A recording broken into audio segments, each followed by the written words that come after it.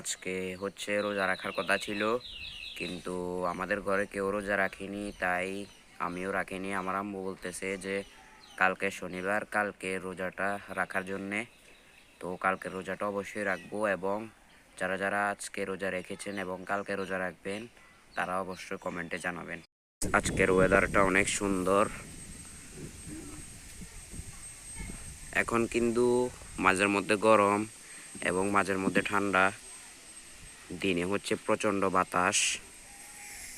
Guys, যেহেতু আজকে শুক্রবার, তো জুমার আজান দিয়ে দিয়েছে, এখন রেডি হয়ে জুমায় যাব।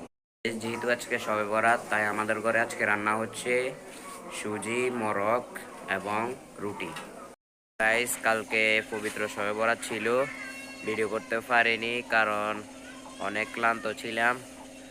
তো কালকে পবিত্র শবে বরাত শেষ, এবং আজকে আল্লাহর রহমতে আমি আজকে রোজা রেখেছি।